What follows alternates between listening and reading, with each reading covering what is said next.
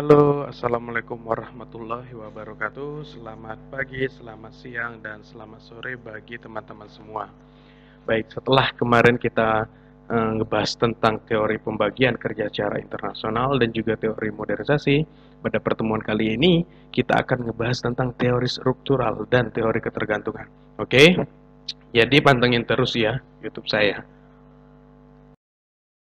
Yang kita bahas kali ini yaitu Raoul Prebisch, kemudian imperialisme dan kolonialisme, Paul Baran, terus ada Andre Gander Frank, dan juga terakhir Teotonio dos Santos. Oke, lanjut. Sebelum kita mulai, ada baiknya ya, kita berdoa terlebih dahulu sesuai dengan kepercayaan masing-masing, kemudian jernihkan pikiran dan cari posisi yang paling enak ya untuk mendengarkan materi-materi selanjutnya. Jadi teman-teman, teori struktural ini menolak ya pandangan dari teori modernisasi. Seperti yang kalian sudah ketahui, bahwa teori modernisasi mengatakan keterbelakangan, kemiskinan, kegagalan ekonomi, dan pembangunan terjadi karena faktor internal. Nah, pernyataan teori modernisasi tersebut ditolak mentah-mentah oleh teori struktural, yang mana teori struktural mengatakan keterbelakangan itu terjadi dikarenakan struktur perekonomian dunia yang eksploitatif, di mana negara maju, negara yang kuat itu mengeksploitasi negara-negara yang lemah. Menurut teori ini, sistem perdagangan dunia justru menjadi wadah ya untuk praktek eksploitasi secara besar-besaran. Masalah itu bukan ada di negara yang mengalami keterbelakangan, bukan masalah internal, namun masalah tersebut adalah masalah eksternal. Nah, ini yang menjadi tesis dari teori struktural. Baik, yang pertama kita masuk Raoul Prebisch ya, dengan teorinya yaitu industri substitusi impor. Oke, jadi Raoul Prebisch ini mengkritik ya teori pembagian kerja secara internasional, mengkritik teori perdagangan internasional. Jadi kita ulas balik sedikit ya. Teori pembagian kerja secara internasional menciptakan dua besar kelompok negara ya. Pertama, negara pusat yang menghasilkan barang industri dan negara pinggiran. Ini negara-negara pertanian yang memproduksi hasil pertanian. Memang secara teori, kelompok negara tersebut akan saling menguntungkan. Namun, kenyataannya kan tidak saling menguntungkan, hanya menguntungkan kelompok negara pusat atau kelompok negara maju. Karena apa? Nah, di sini Raoul Prebisch mengungkapkan pemikirannya, yaitu pertama, defisit neraca perdagangan. Perdagangan yang dilakukan negara pertanian dengan negara industri menciptakan defisit perdagangan secara terus-menerus yang dirasakan oleh negara pertanian ya. Mengapa demikian? Ini disebabkan pertama, permintaan untuk barang pertanian itu tidak elastis. Nah, pada kondisi yang demikian berlaku hukum Engels yang mengatakan bahwa pendapatan yang naik tidak akan meningkatkan konsumsi untuk makanan, malahan menaikkan konsumsi barang-barang industri. Artinya apa? Artinya barang produksi negara pertanian berupa makanan khususnya tidak mengalami peningkatan penjualan. Malahan peningkatan impor barang industri dari negara pusat atau negara maju semakin tinggi, sedangkan ekspor hasil pertanian itu tidak meningkat. Hal ini yang menimbulkan defisit neraca perdagangan, yaitu ketika impor meningkat dan ekspor tidak mengalami peningkatan, maka yang terjadi pendapatan akan minim ya. Walaupun terjadi peningkatan pendapatan, namun hasilnya itu dihabiskan untuk membeli barang-barang produksi dari negara maju. Nah, berlaku juga supply berlebih, namun demand-nya menurun ya. Kalau istilah kasarnya yaitu, atau istilah umumnya, besar pasak daripada tiang. Kemudian yang kedua, negara industri itu memproteksi hasil pertaniannya. Mengapa negara pertanian sulit melakukan ekspor ke negara industri? Hal ini dikarenakan negara industri protektif ya terhadap hasil pertanian mereka sendiri. Negara industri sudah bisa memproduksi pertanian sendiri, sehingga negara pertanian sulit untuk jualan atau istilahnya ekspor ke negara industri dan memperkecil jumlah ekspornya. Ya istilahnya Mungkin negara industri itu mikir ya, ngapain sih beli barang orang lain? Wong kita sendiri sudah bisa bikin barang sendiri. Nah, seperti itu. Nah, akhirnya ini mengakibatkan pendapatan negara pertanian yang dihasilkan dari proses ekspor tidak mengalami peningkatan karena menurunnya permintaan terhadap hasil pertanian. Seperti itu. Ini yang selanjutnya, negara pertanian itu terlalu mengandalkan ekspor ya. Oke, kita mengacu pada hukum Engels. Terjadinya kemiskinan yang berkepanjangan dan kesenjangan antar kelompok negara tersebut ini disebabkan karena adanya ketimpangan antara permintaan barang hasil pertanian dan permintaan barang industri. Barang hasil pertanian tidak diminati, meskipun pada kenyataannya pendapatan negara-negara tersebut itu sendiri mengalami peningkatan ya. Baik negara pertanian maupun negara industri malah lebih tertarik untuk mengkonsumsi barang industri. Akibatnya, di negara pertanian, impor barang itu berfokus pada barang-barang industri dan ekspor barang hasil pertanian tidak meningkat. Nah, di sini terjadilah defisit neraca perdagangan. Mengapa sih hal tersebut terjadi? Menurut Prebi sendiri, ini dikarenakan negara pertanian terlalu mengandalkan aspek atau sektor ekspor ya, hasil pertaniannya dan terlalu sering mengimpor barang industri. Sedangkan negara industri membatasi impor barang pertanian dikarenakan mereka sudah bisa memproduksi barang pertanian sendiri. Disinilah terjadi ketimpangan besar pengeluaran daripada pemasukan. Pada akhirnya, si Prebis ini mengeluarkan atau mencetuskan gagasan ya, apabila negara pertanian, negara yang mengalami keterbelakangan ingin maju, maka mereka harus meniru apa yang dilakukan oleh negara-negara industri. Dengan apa? Dengan melakukan industrialisasi seperti itu. Kalau negara industri untuk menyetop impor pertanian, mereka bikin sendiri pertanian, maka negara pertanian harus bisa bikin sendiri industrinya sendiri seperti itu ya, supaya menyetop impor barang. Nah, dimulai dengan industri menciptakan barang-barang impor. Barang yang tadinya diimpor itu harus bisa diproduksi sendiri dalam negeri. Nah, dengan demikian harus dibantu oleh pemerintah dalam hal melindungi industri baru tersebut ya. Jadi suatu industri baru itu rentan ya, rentan goyang. Oleh karena itu pemerintah harus membantu industri tersebut dengan menciptakan kebijakan-kebijakan yang bagus, menyokong soal finansialnya. Baik, itulah sedikit tentang Raul Prebis. Oke, sekarang kita masuk ke imperialisme dan kolonialisme, keterbelakangan karena penjajahan. Oke, seperti yang kita ketahui bersama ya, sebelum kondisi saat ini banyak negara yang sudah merdeka, bahwasanya di zaman dahulu banyak terjadi peperangan ya.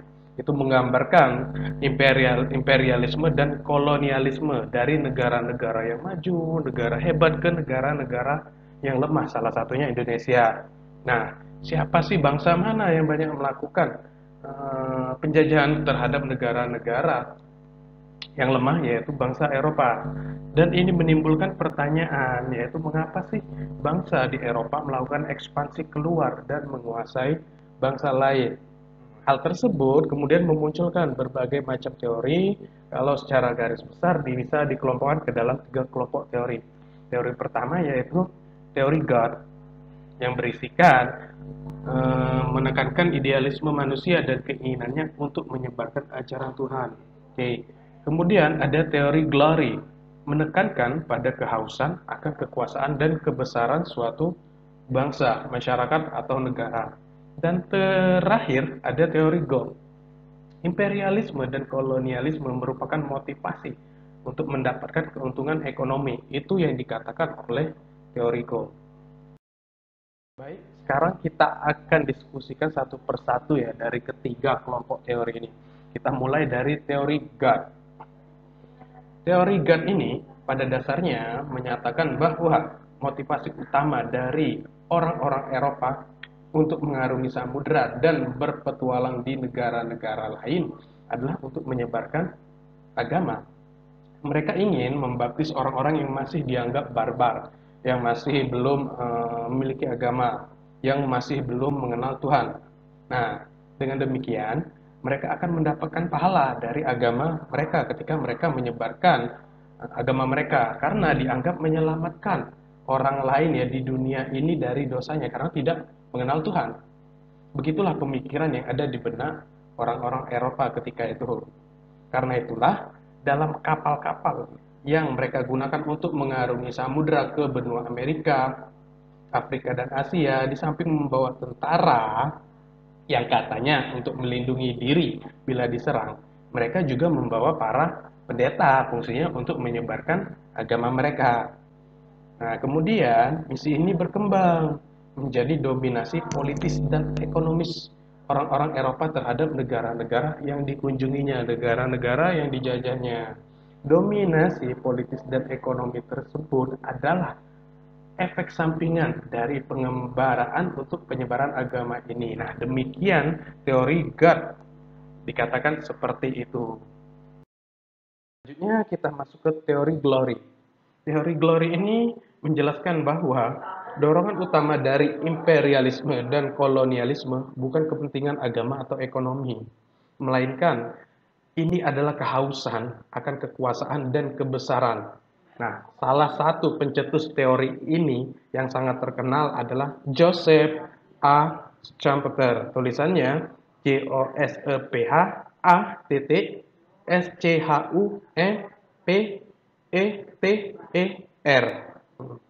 Menurut dia, imperialisme ini didorong oleh keinginan untuk berperang, untuk membuktikan keperkasaan diri ya. Nah, teori yang dia cetuskan yaitu teori atavisme. Apa itu teori atavisme? Teori atavisme adalah insting agresif pada manusia untuk menyerang dan berperang. Teori ini mengatakan bahwa insting agresif itu adalah insting dasar ya dari manusia itu sendiri. Insting ini terutama tumbuh subur di zaman dulu. Tentu saja, insting ini dulu berguna untuk mendapatkan sumber kehidupan serta mempertahankan hidup seperti halnya hewan di hutan ya, yang harus mencari makan dengan cara kekerasan. Makanya zaman dahulu itu banyak ekspansi negara-negara maju ke negara yang dikunjunginya melalui peperangan. Hunter juga mendefinisikan imperialisme sebagai sebuah kecenderungan tanpa objek dari suatu negara untuk melakukan ekspansi secara tidak terbatas. Kecenderungan ini memang disebabkan oleh insting primitif manusia yang diwarisi dari masa lalu, yaitu insting berperang. Jadi, menurut Schumpeter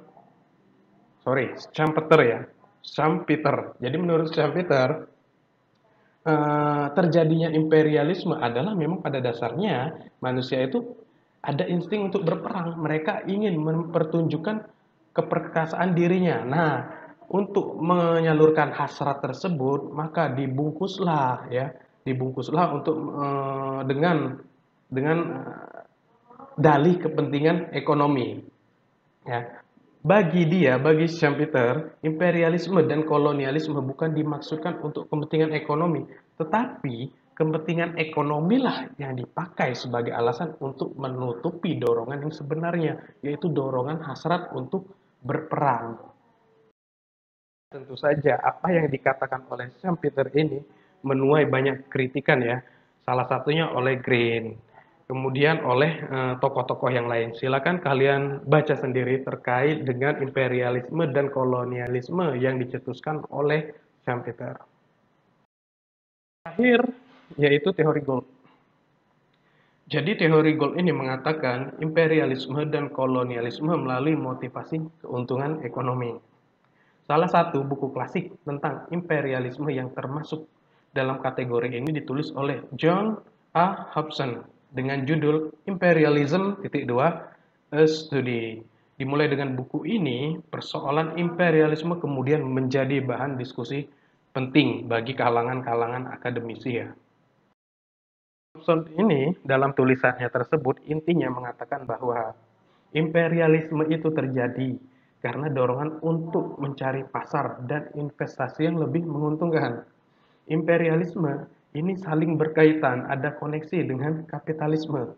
Kalau tadi Schumpeter mengatakan kapitalisme tidak ada hubungannya dengan imperialisme. Namun sebaliknya apa yang dikatakan Hobson, imperialisme terjadi karena adanya kapitalisme. Mengapa demikian? Oke, kita lanjut ya.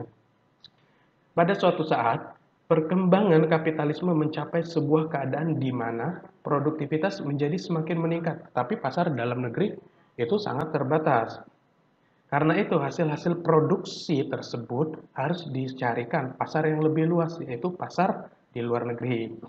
Pada titik ini juga, investasi di dalam negeri menjadi kurang menguntungkan karena pasar dalam negeri sudah jenuh. Maka modal yang diekspor itu harus keluar. Modal diinvestasikan di negara-negara lain yang pasarnya masih belum jenuh, masih segar. Kedua hal tersebut, yakni usaha untuk mencari pasar baru dan usaha untuk menemukan daerah investasi yang lebih menguntungkan yang mengakibatkan terjadinya imperialisme dan juga kolonialisme. Dengan pertolongan negara yang menggunakan armada militernya, pasar dan investasi di luar negeri itu diamankan. Tentu saja, apa yang dikatakan oleh Hobson menuai kritikan ya, salah satunya oleh Lenin. Dalam bukunya yang berjudul Imperialism, The Highest Stage of Capitalism, yang ditulisnya di negeri Swiss pada tahun 1916. Guys, jadi itu tadi kelompok teori imperialisme dan kolonialisme. Sekarang kita beralih ke slide selanjutnya.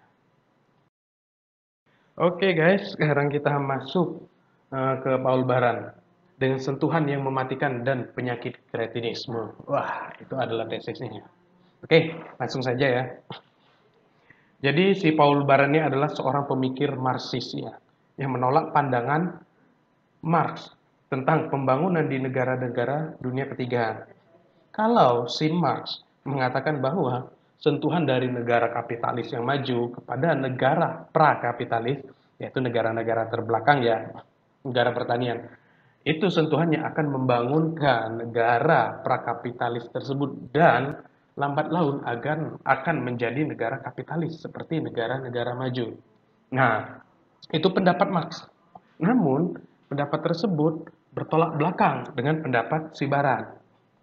Bagi Baran, malah sentuhan tersebut yang mengakibatkan negara-negara pra-kapitalis mengalami keterhambatan untuk maju dan berkembang sehingga menjadi negara yang terbelakang.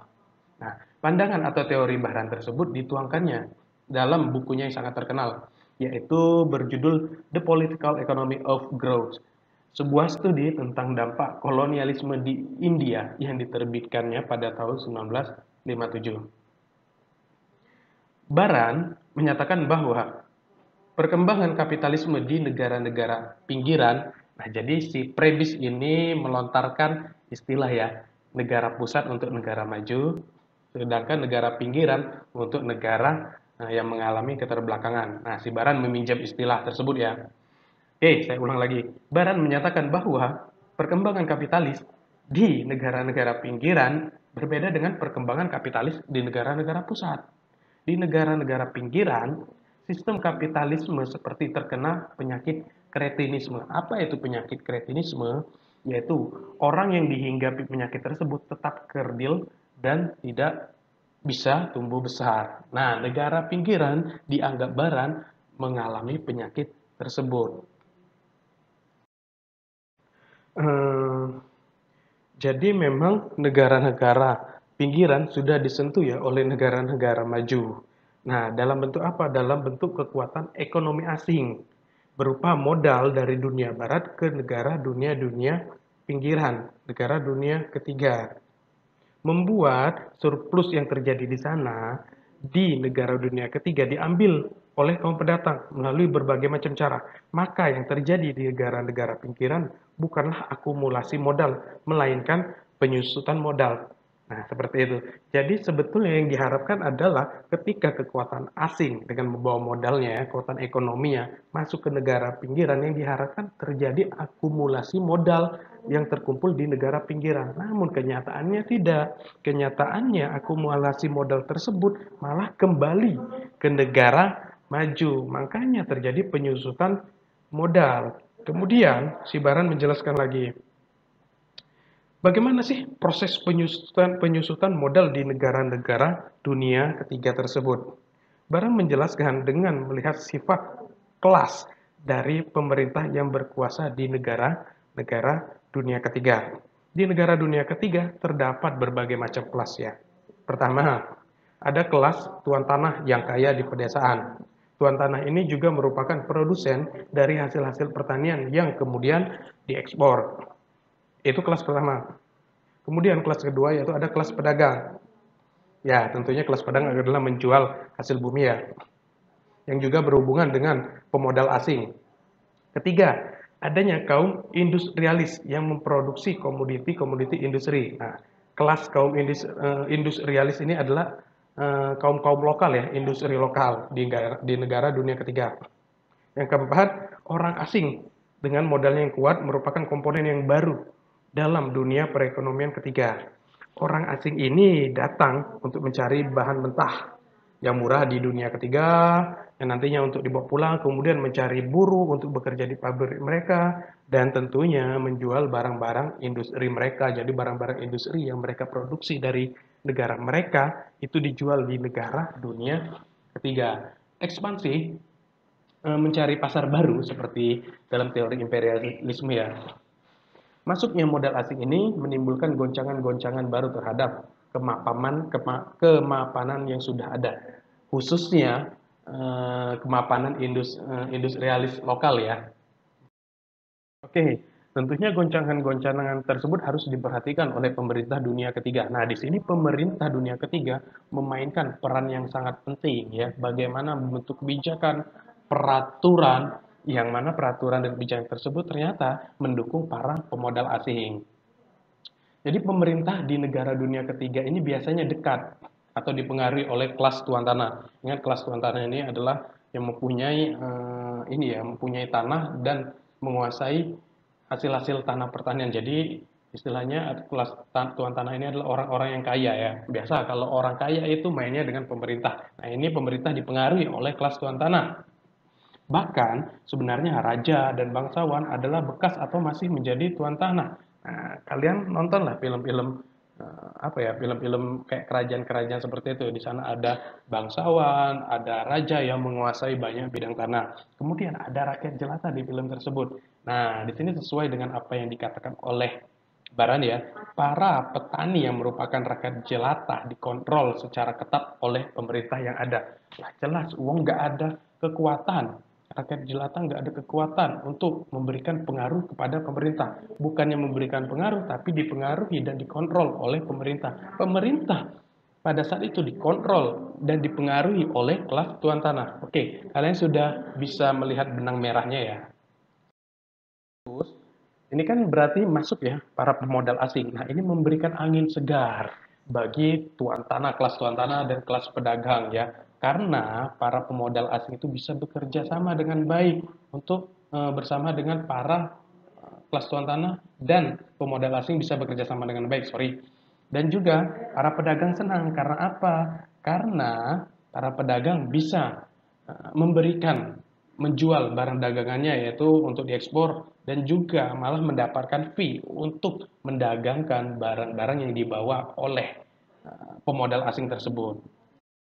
Jadi pada dasarnya atau kata lainnya para tuan tanah dan para pedagang ini senang sekali dengan kedatangan para pemodal asing karena menguntungkan bagi kaum mereka. Yang dirugikan siapa? Dengan datangnya para pemodal asing yang tentunya kelas industrialis lokal, ya.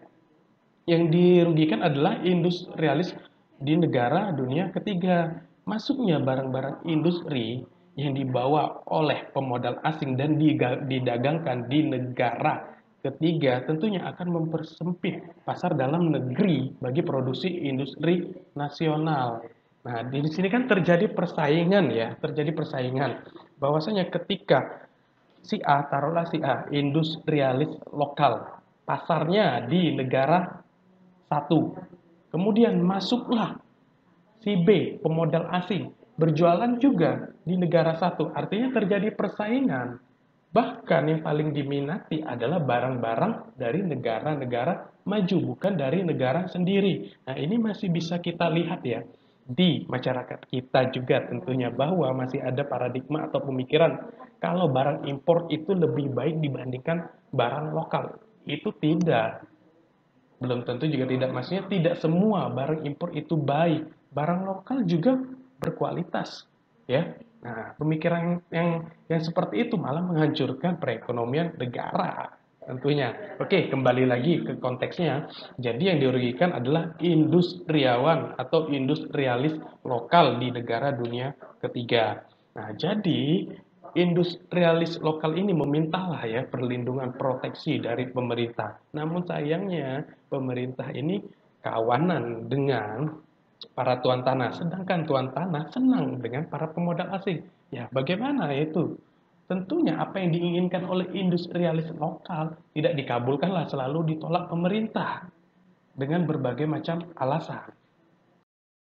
Bahkan lebih parahnya pemerintah menciptakan peraturan-peraturan dan kebijakan yang menguntungkan para pemodal asing dan merugikan para industriawan lokal. Nah, di sini kan sudah ada gambaran ya, bagaimana sih sentuhan dari negara-negara maju itu malah memperhambat kemajuan dari negara berkembang, ya, negara pertanian. Ini yang dikatakan oleh Paul Baran bahwasanya negara pertanian itu seperti orang yang mengidap penyakit kretinisme, tidak akan pernah besar, ya, dan akan selalu kerdil.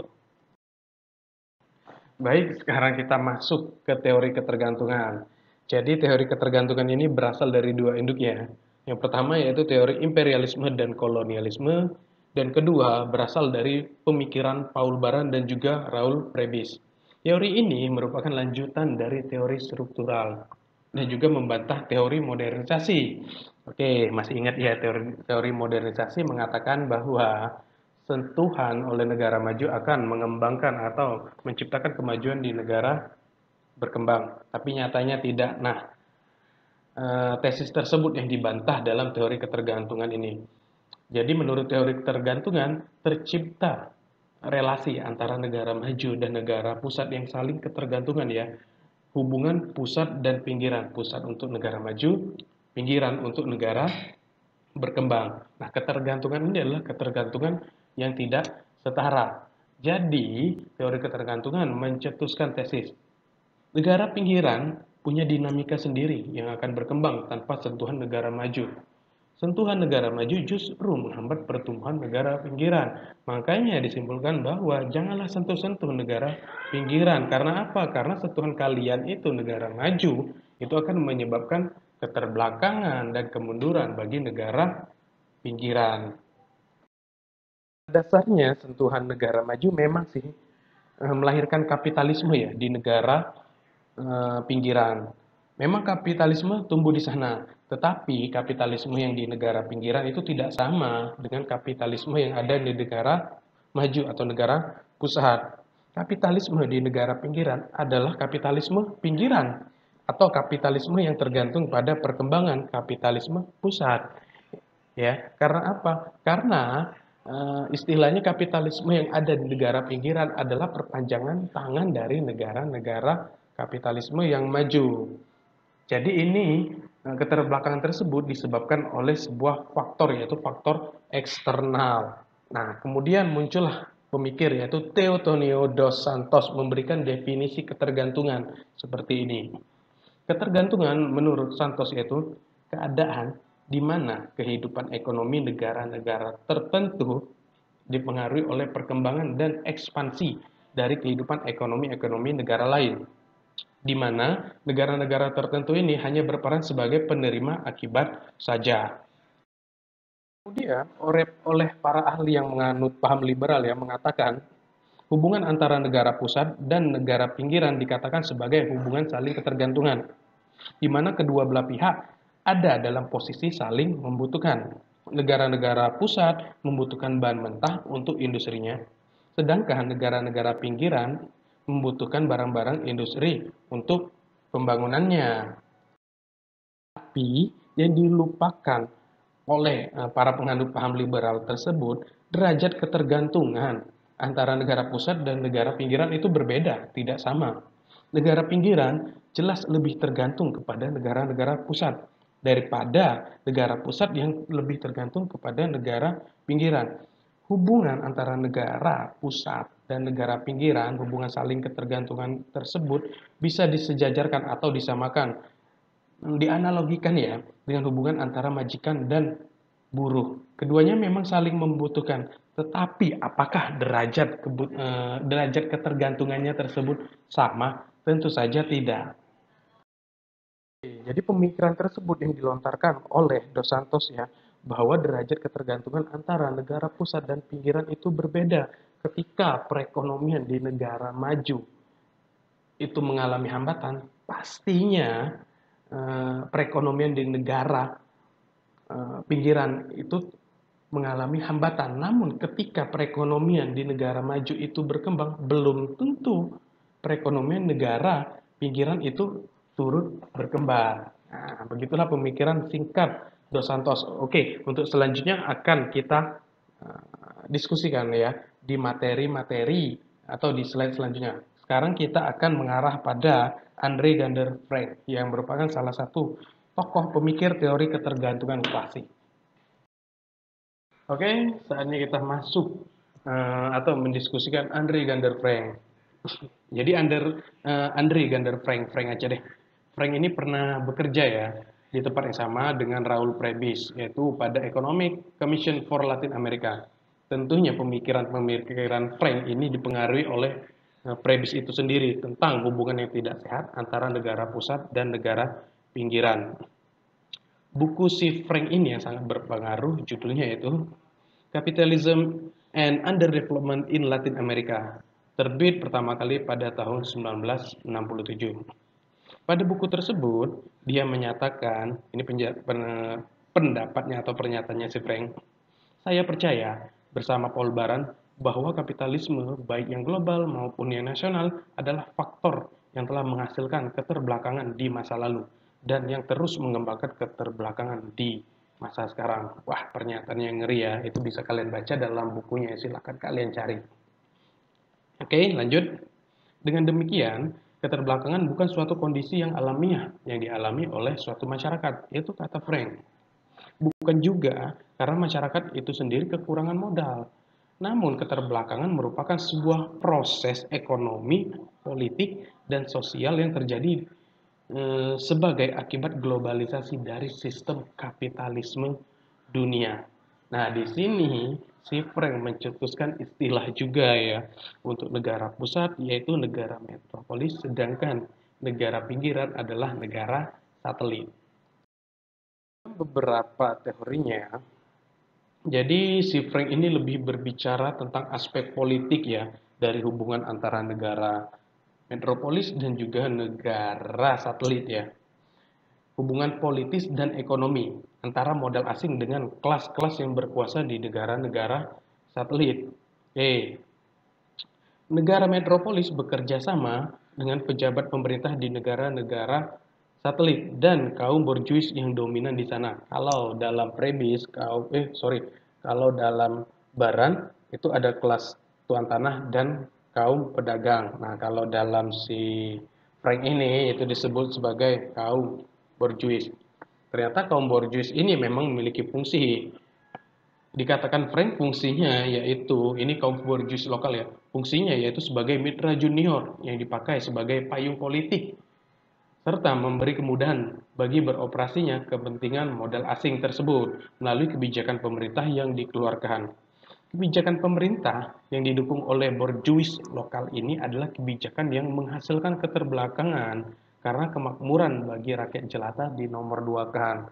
Nah, ingat ya, terdapat hubungan politis antara kaum borjuis yaitu tuan tanah dan pedagang, pemerintah dan juga para pemodal asing. Nah, hubungan politis tersebut yang memberikan keuntungan ekonomi bagi pemodal asing. Jadi keuntungan tersebut hanya diputar-putar bagi tiga kelompok tersebut, baik bagi pemodal asing, kemudian bagi pemerintah, dan bagi kelas-kelas tuan tanah ataupun bagi kaum borjuis. Sedangkan rakyat jelata tidak mendapatkan keuntungan apa-apa. Yang dirugikan yaitu rakyat jelata. Namun, memang sih terjadi perkembangan kapitalisme. Dengan ciri-ciri ya, perkembangan kapitalisme di negara satelit dengan ciri-ciri kehidupan ekonomi yang tergantung, itu pertama. Yang kedua, terjadinya kerjasama antara modal asing dengan kelas-kelas yang berkuasa di negara satelit, yakni para pejabat pemerintah, kelas tuan tanah, dan kelas pedagang. Sedangkan kelas industriawan lokal itu tidak dilibatkan. Ketiga, terjadinya ketimpangan antara yang kaya, yaitu kelas yang dominan yang melakukan eksploitasi, dan yang miskin, yaitu rakyat jelata yang dieksploitir di negara-negara satelit. Yang tidak serta-merta memberikan kritikan ya, dia juga memberikan solusi atas masalah pembangunan keterbelakangan tersebut. Bagi Frank, keterbelakangan hanya bisa diatasi melalui revolusi, yakni revolusi yang melahirkan sistem sosialis. Oke, silakan kalian baca dalam bukunya ya, memberikan petunjuk ke arah revolusi sosialis, yaitu bukunya tentang Latin America Reform or Revolution. Oke guys, finally kita akhirnya masuk ke Teotonio dos Santos. Nah, ingat ya, Teotonio dos Santos ini merupakan pemikir dalam teori ketergantungan. Oke, jadi Teotonio dos Santos ini membantah si Frank. Kalau si Frank mengatakan hubungan dengan negara metropolis selalu berakibat negatif bagi negara satelit. Tidak mungkin ada perkembangan di negara satelit selama negara ini masih berhubungan dan menginduk kepada negara metropolis. Jadi maksud dari Frank tersebut adalah ya putuskan hubungan dengan negara metropolis kalau negara satelit ingin maju. Karena apa? Karena hubungan tersebut selalu berdampak negatif. Begitu yang dikatakan oleh Frank. Namun dalam pemikirannya Dos Santos, dia beranggapan berbeda. Dos Santos menyatakan bahwa negara pinggiran atau negara satelit bisa juga kok berkembang. Meskipun perkembangan ini merupakan perkembangan yang tergantung, yaitu perkembangan ikut-ikutan. Tergantung yang seperti apa? Nah, di sini Dos Santos memberikan 3 bentuk ketergantungan antara negara metropolis dan juga negara satelit. Pertama, ada ketergantungan kolonial. Kedua, ada ketergantungan finansial dan industrial. Dan ketiga, ada ketergantungan teknologi industrial. Oke, akan kita bahas secara singkat ketergantungan-ketergantungan tersebut. Kita masuk dulu dari ketergantungan yang pertama ya, yaitu ketergantungan kolonial. Pada ketergantungan kolonial ini terjadi dominasi politik dalam bentuk penguasaan kolonial atau penjajahan dari negara pusat terhadap negara pinggiran atau dari negara metropolis terhadap negara satelit. Betul. Kegiatan ekonomi yang utama adalah perdagangan ekspor dari hasil bumi yang dibutuhkan oleh negara penjajah. Itu kegiatan utamanya ya. Para penjajah memonopoli tanah, pertambangan, dan tenaga kerja di negara satelit. Hubungan yang tercipta adalah hubungan antara penjajah dan penduduk setempat yang bersifat eksploitatif. Oke. Kemudian kita masuk ke ketergantungan yang kedua, yaitu ketergantungan finansial industrial. Di sini dikatakan dalam ketergantungan ini, tidak ada lagi dominasi politik dalam bentuk penjajahan. Negara pinggiran itu sudah dianggap merdeka secara politis ya. Tetapi dalam kenyataannya, negara pinggiran ini masih dikuasai kok oleh kekuatan-kekuatan finansial dan industrial dari negara-negara pusat. Sehingga praktis ekonomi negara pinggiran merupakan satelit dari negara pusat. Ingat ya, apa yang terjadi di negara pusat itu berpengaruh kepada negara pinggiran. Namun apa yang terjadi di negara pinggiran belum tentu memberikan pengaruh kepada negara pusat. Oke, itu ketergantungan yang kedua. Kemudian masuk ke ketergantungan yang terakhir, yaitu ketergantungan teknologi industrial. Nah, ini adalah ketergantungan yang baru, ya, yaitu terjadi monopoli mesin-mesin industri ya yang dilakukan oleh negara maju ke negara pinggiran. Ingat ya, kapitalis di negara pinggiran itu adalah kapitalis yang ikut-ikutan, disebut sebagai perpanjangan tangan, cabang baru dari kapitalis yang ada di negara maju. Maka dari itu, mesin yang digunakan oleh negara oleh industri atau kapitalis di negara berkembang adalah mesin yang dipinjamkan dan disewakan oleh negara maju kepada negara pinggiran. Makanya dari itu, ketika mesin tersebut tidak diperjualbelikan, negara maju bisa memonopoli kegiatan di sana. Coba bayangkan ya, kita ingin melakukan produksi. Nah, kita membutuhkan mesin. Oke, kita tidak bisa membuat mesin tersebut, maka dari itu kita pinjam. Sedangkan kita beli mesin tersebut tidak boleh. Kita belum bisa memproduksinya. Bayangkan ketika mesin tersebut tidak dipinjamkan atau disewakan lagi. Bagaimana perkembangan industri yang kita jalankan? Bakal hancur, betul? Oke. Baik guys, jadi itulah yang bisa saya berikan terkait dengan materi teori struktural dan teori ketergantungan pada hari ini. Oke, saya sadar bahwa apa yang saya sampaikan ini masih jauh ya, sesuai dengan harapan kalian. Oh, maka dari itu, silakan kalian perbanyak baca lagi buku-buku berbagai macam referensi terkait tentang teori struktural dan teori ketergantungan. Ingat ya, tanpa membaca kalian tidak tahu apa-apa. Makanya, bacalah supaya kalian tahu semuanya. Baiklah, dengan demikian saya ucapkan terima kasih. Selamat pagi apabila masih pagi, selamat siang apabila masih siang, dan selamat sore apabila masih sore. Sayonara, wassalamualaikum warahmatullahi wabarakatuh.